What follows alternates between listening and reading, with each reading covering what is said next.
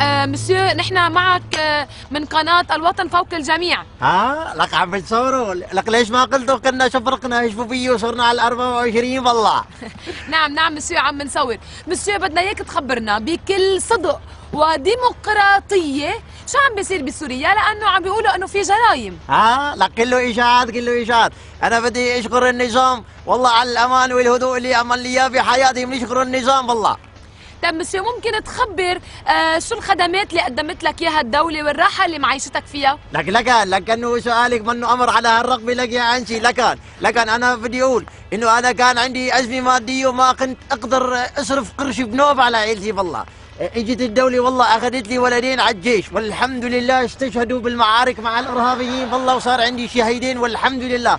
بقالي ولدين تنتين حتى ما ينخرطوا بصفوف هذول الارهابيين التخريبيين. اجت الدوله والحمد لله حطت لي اياهم بالسجن اكلين شاربين نايمين والحمد لله.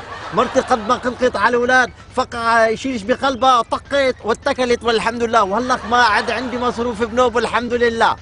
فليسمع العالم كله ولتخرس فضائيات الفتنة التي تتحدث عن انتهاك لحقوق الإنسان في سوريا. نعم لك كله إشاعات كله إشاعات. نعم. طب مسيو كمان في إشاعة إنه الدولة قصفت لك بيتك. لك شو هالكلام؟ لك كله إشاعات. لك أنا بيتي كان كله سقفه مفقع والحيطان كلها مقلقشة، وكان البيت كله مليان حشرات وزواحف وحيايا. اجت الدولة والحمد لله حرقت لي البيت كلياته، ما عاد في ولا عقرب بنوب، صار مثل الصحراء نظيف والله. عظيم. لكن العالم خليها تسمع وما بقى تتكل على هالتضليل اللي عم بيكون موجود بالساحات. طب مسيو فيك تقلنا شو عم تعمل؟ لك نعم لك يا انسي، انا من يوم ما خلقت كنت ورور صغير والله، وبحلم اني يكون عندي قبر بارضاضي ببيتي، وهلق عم بحفر قبر نقايب بالجامعة العربية وبقرارات العزل. كله اشاعات كله اشاعات.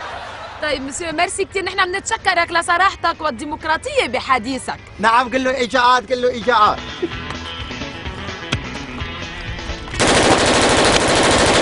طقونا اياها. شو صار مسيو قتلوك؟